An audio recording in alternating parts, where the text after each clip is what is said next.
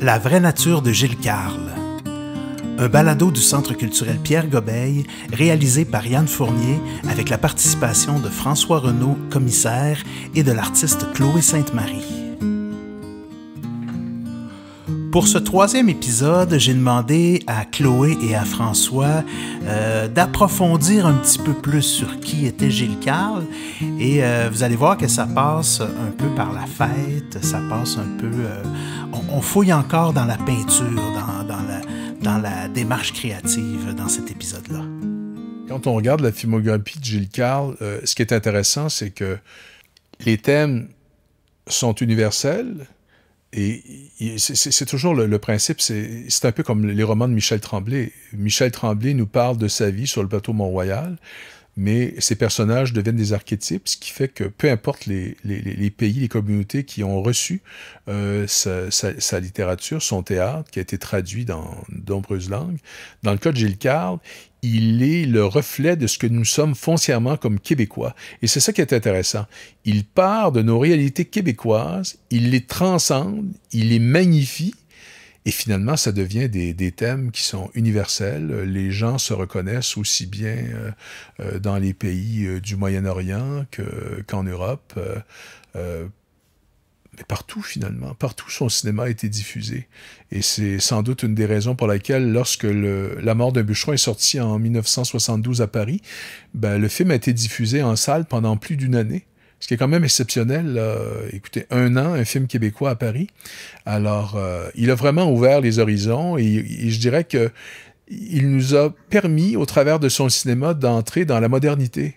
C'est ça qui est fantastique. Qu'on pense à Expo 67, entre autres, c'est lui qui était responsable des films, de tout le volet audiovisuel dans le pavillon du Québec, pas à dire, le pavillon qui était d'une modernité incroyable, le pavillon créé par Luc Durand et l'équipe de Papineau, Gérin, Lajoie, cette espèce de pyramide tronquée en verre qui montait au monde, finalement, qui sont venus nous visiter en 67, ce que le Québec avait à offrir dans sa modernité, dans ce qu'il y avait de plus grandiose, des grands espaces, sa culture, ses mœurs. Et puis Gilles Carle nous a transmis au travers de son cinéma, justement, ce que nous sommes collectivement, et puis toujours avec beaucoup de tendresse, parfois avec beaucoup j'allais dire de la dureté, mais c'est pas de la dureté. Il n'est pas cynique, je dirais que c'est avec beaucoup de réalisme.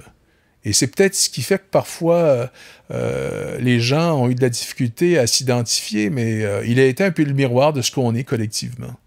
Et je pense que c'est avec une certaine distance qu'on peut parvenir à l'admettre et à le reconnaître. C'est souvent le cas des œuvres contemporaines. Souvent, on est trop collé sur la réalité. On n'a pas assez de distance critique pour se rendre compte que ce qui nous est renvoyé, c'est un miroir qui nous paraît déformant au départ, mais en réalité, c'est probablement beaucoup plus factuel et réaliste que nous le pensons. Et ça, c'est l'avenir qui finit par nous le prouver. Et encore une fois, le corpus d'œuvres cinématographiques dessinées et peintes de Gilles Carle en sont un très bon exemple. De tous ces dessins que j'ai vus naître, parce que, tu sais, avant que je rentre dans sa vie, il y en avait. Il y en a fait, je pense que les plus vieux, je pense pas, je suis sûre, c'est 77. Avant ça, j'en connais pas. Puis il n'y en a pas beaucoup. Il y en a peut-être une douzaine. Tu sais, sur 500 dessins, il y en aurait une douzaine, une vingtaine, là, même pas. Puis, fait que moi, je les ai vus naître. Fait que, puis je me disais, hey, ça s'accumulait, c'était wow. Puis j'ai rêvé, j'ai commencé à rêver il faut les exposer, il faut les faire voir, il faut les faire connaître, faut que les gens sachent le génie de Gilles Carle, comme peintre, parce que c'est d'abord ses études, il a fait les beaux-arts. Fait que je rêvais de ça, puis je me disais, il faut le faire. J'ai rencontré François Renaud, qui travaillait déjà dans un centre d'art et qui était ami de ma sœur, qui était qui est un historien d'art, donc c'est le métier de faire de la conservation des œuvres d'art, les expositions, commissaire, conservateur. Donc, c'est comme la vie me l'a emmené. Puis là, la première exposition a eu lieu au Café Cherrier. C'était la première, je pense que c'est 2002, hein, qu'il disait tantôt. Fait que quelque chose comme ça, là, puis après, ben la première étant faite. Au départ, là, aussi, il ne faut pas oublier que j'avais besoin de sous pour les soins de Gilles. Puis mon but, c'était de vendre ses dessins pour qu'il finance ses soins. Puis c'est vraiment François Renaud qui m'a aidé gratuitement tellement souvent, là, tout le temps. Là. Il a toujours fait avec cœur et avec générosité, puis sans jamais demander d'argent. Jamais. J'en avais pas, de toute façon. Puis il le comprenait bien, puis il me voyait aller. Là. Il fallait que je trouve 10 000 par mois. Mais ça a été là un déclencheur pour moi de voir ça, puis de voir aussi qu'une certaine rage qu'on n'a pas vendue. Les gens, ils aimaient bien Gilles Carle. On a eu un beau lancement au Cherrier, mais il n'y a personne qui en a acheté un. Fait que j'avais comme en moi une petite colère. puis ça a été la première. Puis là, après, on a fait. Mais il y en avait eu d'autres en France, en Europe, liés à ces films. Fait que je me souviens, en Belgique, il avait amené de ses photos, il avait amené quelques dessins, il les avait lui-même montés, puis il les avait exposés là-bas. Mais tu sais, c'était lié au cinéaste. Fait que ça, il y en a eu quand même au Centre culturel canadien, il y en a eu à la délégation du Québec, mais c'était toujours des petites choses qui s'apparentait à tout un ensemble d'événements ou de rétrospectives. Fait que les expositions, après, ben, on en a fait, là, je ne sais pas quelle a été la deuxième après, mais il y en a eu vraiment beaucoup. Au musée de la civilisation, ça, c'est François qui l'a fait. Puis ça, c'était une première, hein.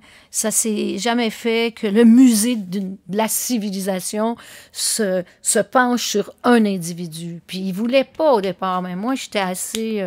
j'allais défoncer les portes puis faire changer les habitudes. Je me disais, Gilles Carle, l'œuvre de Gilles Carle, c'est la civilisation, c'est le peuple québécois qui est à l'écran. Donc, en tout cas, on l'a tenu. François l'a monté comme commissaire. Puis ça a été une première, vraiment. Ensuite de ça, il y a eu... à l'Auto-Québec. Voilà, ça a été toujours... mais pour moi, l'objectif, au fond, il n'était pas artistique au départ, c'était de le sauver du CHSLD. Je me foutais de tout, j'avais besoin d'argent, puis je savais qu'en montant des expositions, je pouvais vendre des œuvres, puis j'en ai vendu vraiment beaucoup, là. Fait qu'il était capable de s'auto-financer, puis pour lui, là, c'était vraiment important, parce que c'est pas les autres qui payaient ses soins, c'est lui qui payait ses soins. Et ça, pour l'ego, c'était fantastique. Alors, je pense qu'il y en a eu une trentaine, là. On a fait une liste, on est en train de la finaliser. C'est extraordinaire. Donc, moi, si j'ai pu le faire, c'est grâce à François. Si j'avais pas eu François, j'aurais pas pu... d'abord, les dessins, c'est moi qui, on peut dire qu'il les a sauvés de la poubelle, mais c'est une boutade, parce que c'est pas vrai qu'il jetait toutes, là, mais comme beaucoup d'artistes, là, ils dessinent sur une napkin, puis ils jettent la napkin. Fait qu'ils disent « Non, non, non! » Ou sur le napperon du Cherrier, j'ai encore les napperons. Fait que, donc, c'était... on a réussi, je pense, un coup de maître de créer un intérêt je sais pas si le mot intérêt il est bon, mais en tout cas, une curiosité de dire, Gilles Carle, il est cinéaste, tout le monde le savait, là. Mais Gilles Carle, le peintre, c'est pas tout le monde qui le savait. Puis là, on l'a mis sur la place publique. Puis ça, c'est les expositions, parce que oui, c'est vrai, chez nous, il y en avait quasiment 200 sur les murs, des dessins de Gilles, mais c'est pas tout le monde qui venait à la maison, là. Fait que ça a été extraordinaire jusqu'à l'Arsenal, puis on n'a jamais arrêté de faire des expositions après. Puis c'est ça.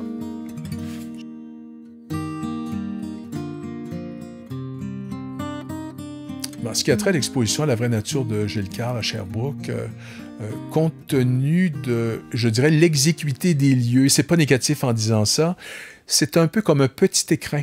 Alors, la salle est située au 2e étage. Alors, lorsque les gens vont monter dans la salle, je souhaite faire, en tant que commissaire, mon objectif, c'est de créer une mise en abîme. Les gens vont être totalement plongés dans l'univers de M. Carle. On va accrocher des tableaux, des dessins partout sur les murs. On va y intégrer des éléments de surprise. Et j'ai aussi invité le grand photographe et ami Pierre Dury. Alors, Pierre était un compagnon de route de M. Carle pendant plus de 40 ans. Il nous présente des photographies extraits de certains plateaux de tournage, principalement le film Maria Chapdelaine, et il a photographié M. Carle, Chloé dans leur intimité, que ce soit à Montréal ou à l'Île-Verte. Il l'a accompagné jusqu'au soir de sa vie. Alors, je sais qu'il y a certaines photos que les gens pourront trouver très dures, mais je dirais que globalement, autant pour les photos de Pierre Dury que des tableaux et des dessins de l'exposition La vraie nature de Gilles Carle. Mon objectif premier est demeuré le même, c'est une célébration de la vie, sous toutes ses formes.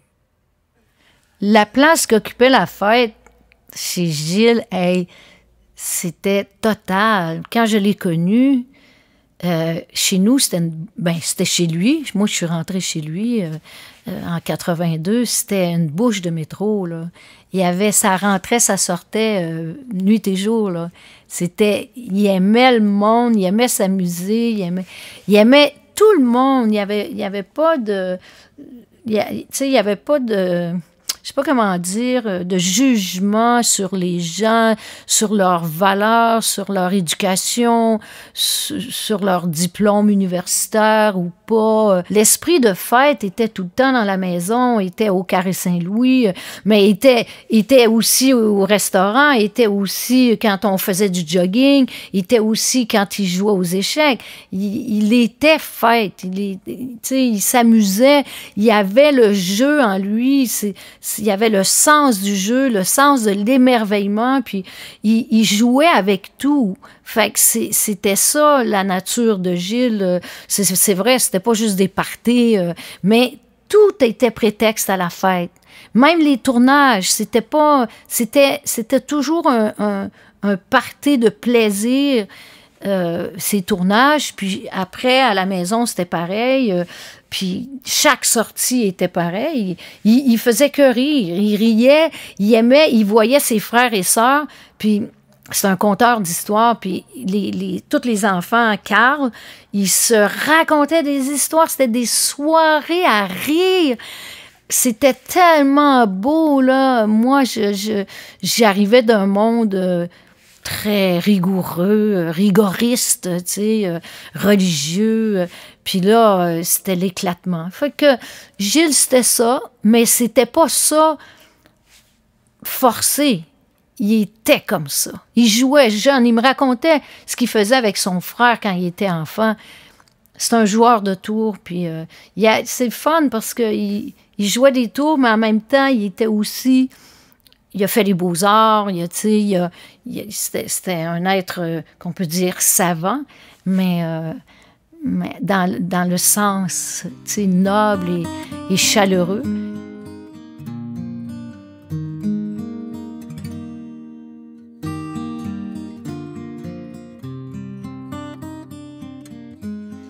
Alors, je l'ai accompagné presque jusqu'au dernier moment. J'ai été témoin de la création du réseau des maisons Gilles Carle. J'allais le visiter lorsqu'ils se sont installés à la maison de Saint-Paul d'Abbotsford, qui a été la première maison Gilles Carle qui a été créée. Et moi, le souvenir que je garde, entre autres, c'est l'investissement total et entier de Chloé. Je pense que les gens ne mesurent pas tout ce que ça a pu demander de charges physiques, émotives, pour se battre constamment pour avoir de l'aide, avoir des préposés, pour que le gouvernement du Québec entende ces cris, ces appels répétés. Et c'est grâce justement à son investissement total auprès de M. Carle et auprès de la société, parce que les gens ne se rendent peut-être pas compte, mais Chloé a toujours une très grande conscience sociale. Pour elle, elle a toujours été éprise de justice. Et puis ce qu'elle a fait pour elle et pour M. Carle, il fallait que ça dépasse leurs propres frontières et que ça puisse essaimer et que tous les Québécois et les Québécoises partout au Québec puissent bénéficier de l'installation d'une maison Gilles Carle, que ce soit en milieu urbain, en milieu rural ou régional, c'est-à-dire que tout le monde est appelé un jour ou l'autre à devenir aidant ou proche aidant. Et je le vis moi-même depuis quelques années. Ça demande énormément d'abnégation, mais tout ce qu'on peut faire par amour, ben, on ne compte pas le temps, l'énergie qui est investie. Mais pour ce qui est de ce que j'ai vu, moi, dont je peux témoigner, de toute la charge émotive et de l'investissement en énergie en temps que Chloé a déployé pour créer des équipes, pour donner à M. Carle une fin de vie superbe. Sans elle, il n'aurait jamais été aussi bien entouré et n'aurait probablement pas été en mesure de continuer à créer ce qu'il a fait jusqu'à la fin de sa vie. La création en art visuel, les dessins, ça, c'était autre chose. Mais c'est lié à l'écriture, parce que tous ces dessins, ça part toujours de la vie, de l'amour, de ses scénarios, de ses films. Fait pour lui, son écriture manuscrite, c'est déjà en soi un dessin. Fait que tu prends juste le titre, ça c'est lui qui l'a écrit, « Je pleure, tu pleures ». C'est son écriture que le graphiste a mis sur l'affiche. Alors, parce que le titre de mon album, on le cherchait, puis moi je prends toujours les titres dans les poèmes que je chante. Fait que Gilles, il l'avait écrit comme ça, puis il l'avait encadré au feutre, juste tu sais, une ligne qui avait fait le tour. Puis il m'envoie ça par fax. J'ai été à l'Île Verte. Lui, il était à Montréal, au Carré Saint-Louis. Puis j'ai dit, c'est ça, c'est le titre. Fait que c'est une écriture. Fait qu'il y avait le dessin. Ben moi, quand je l'ai connu, donc, il se préparait à tourner Maria Chapdelaine. Quand j'ai connu, là, il montait le film sur les échecs, Jouer sa vie. Puis tout en écrivant Maria Chapdelaine. Et donc, mais toujours en faisant de la photo, en dessinant. Tout ça, c'était lié. C'est comme la même expression de son être. Puis, mais je le voyais dessiner. Puis là, il me disait, « Ah ouais, vas-y, dessine toi aussi. » Puis moi, hey, j'étais une petite fille, là, 18 ans, là, j'étais mon maître, là, j'étais gênée, il me disait « Oui, t'es capable. » Fait qu'il m'a initiée à dessiner, fait qu'il y avait cette communication, il nous donnait confiance en nous. Puis moi, hey, le voir dessiner, puis en plus, il prenait ses dessins, puis il les encadrait, puis il les mettait sur le mur. Tu sais, donc, aucun complexe. C'est une assurance de son talent. Comme disait Paul Buissonneau, c'est ce que, de plus grand legs que Paul m'a laissé, c'est « Je sais ce que je vaux, je sais ce que je vaux pas ». Mais Gilles Carle, c'était ça. Il n'y avait pas de complexe. Là où il était le meilleur, il savait. Quand son dessin il était bon, il savait. Il disait... Puis quand il était pas bon, il voulait le jeter. Fait que là, c'est moi qui le sauvais. Mais parce que, tu sais, on sait bien que un jour, tu le trouves pas bon, mais tu peux le trouver bon 2 semaines après. Fait que le voir dessiner, ça m'a donné confiance. Même en moi. Mais il m'a dessiné, j'ai plus d'une centaine de dessins de moi, des portraits. Des fois, c'est tout le corps, mais... Fait que ça... Hey, ça, là, c'est comme s'il m'a mis au monde. Bon, d'abord, il m'a baptisé Chloé Sainte-Marie alors que je m'appelais Marie-Aline Joyal, mon nom de baptême. Ça, c'était comme... Il me donnait une deuxième chance, une naissance, une renaissance. Puis là, il me dessinait, puis il mettait les dessins sur la table de chevet quand je me levais. Je me levais souvent plus tard que lui. Fait que... Parce que lui, il se levait la nuit, il n'y avait pas d'heure. Puis, hey, je me voyais apparaître, naître, puis je me voyais à travers son œil, son intelligence, son talent. Fait que là, je me disais, hey, je suis quelqu'un, moi aussi. Il me dessine. Gilles Carle, il me dessine. Fait que, hey, c'est ça, là, j'en suis pas encore venue. Puis là, 1 dessin, 2 dessins, puis 100 dessins. Mais en tout cas, ça... Il m'a mis au monde, Gilles. Hey, c'est parce que c'est plus fort encore que de la photo, le dessin. Quand il me dessinait, là, je rentrais dans sa tête. Je devenais sa main, je devenais son crayon, je devenais son sang. Je devenais lui. Il m'a dessiné. Hey, il m'a imaginé. Il m'a transformé. J'aimais ça. Je pense, là, que toutes ces années après de maladie et tout, là, si j'ai eu la force de poursuivre, de passer à travers, c'est les dessins qu'il a fait de moi qui m'ont donné cette force-là. L'exposition La vraie nature de Gilles Carle est présentée au Centre culturel Pierre Gobeil de Sherbrooke jusqu'au 28 juin 2025. Alors, venez voir ça. On a toutes sortes de choses magnifiques. On a des toiles de Gilles Carle, on a des photos, on a des photos de tournage de films prises par Pierre Dury. C'est un rendez-vous, c'est vraiment une exposition très profonde qui nous offre un regard sur la société québécoise.